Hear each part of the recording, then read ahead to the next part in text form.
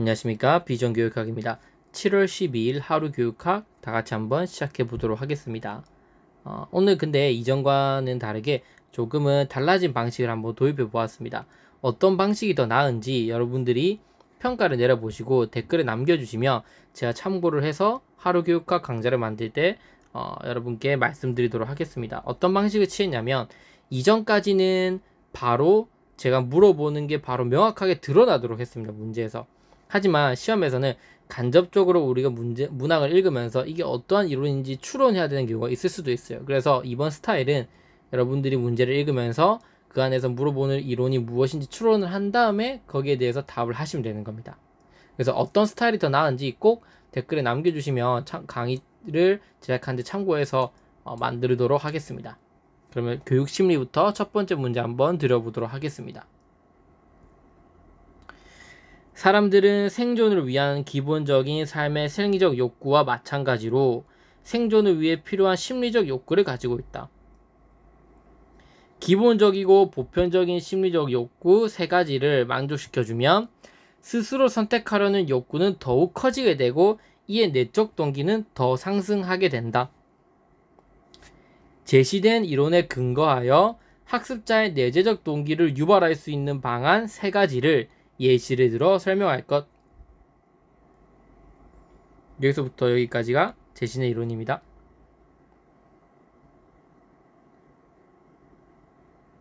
네, 여러분들이 이걸 통해서 어떤 이론인지 추론해내셔야 돼요. 힌트를 드리자면 이 이론은 대시의 자기결정, 라이언 대시의 자기결정성 이론입니다.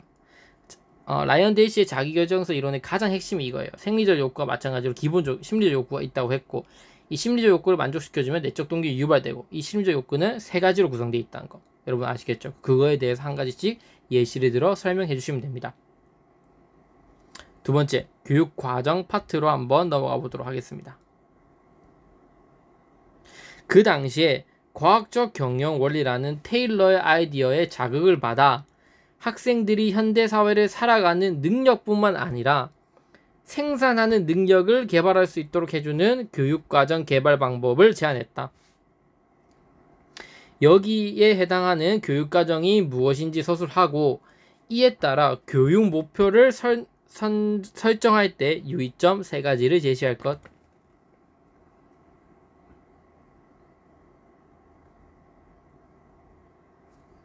네, 교육학 공부를 하신 분들이라면 이것만 보고도 어떠한 교육과정인지 어떤 교육과정을 물어보는지 바로 아셔야 돼요.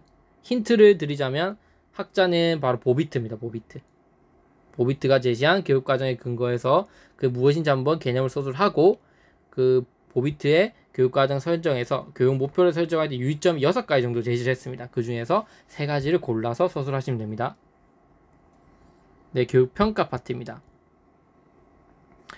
교육 프로그램을 평가하는 것은 전문성을 가진 평가자가 자신의 관점에서 프로그램의 가치와 장점을 체계적으로 판단하는 활동이다.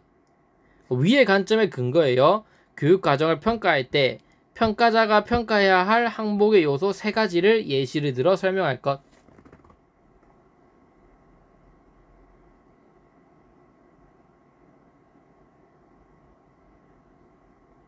네, 잘 모르겠다면 힌트를 드리겠습니다. 힌트는 교육 프로그램을 평가할 때 가치 판단에 개입을 시켜서 전문가의 어떤 판단에 의해서 평가를 하자는 거죠.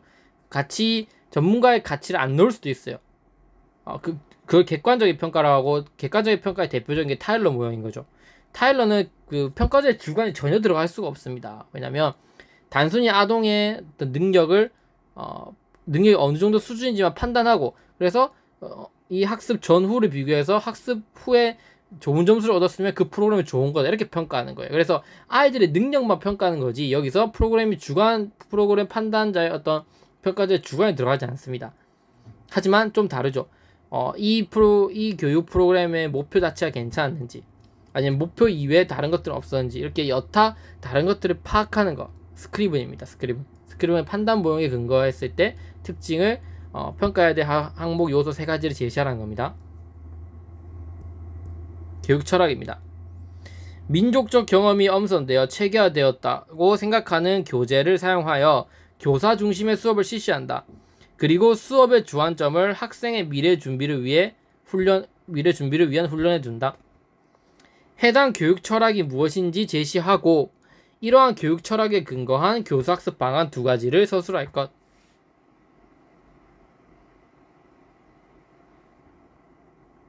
네, 힌트를 드리자면 이 부분은 뭐 진보주의, 항존주의 뭐 이런 여러 가지 교육 철학들이 있죠. 실존주의. 그 중에서 진보주의, 항존주의 뭐 그런 것들 중에서 어떤 것인지 여러분들이 찾아내는 겁니다.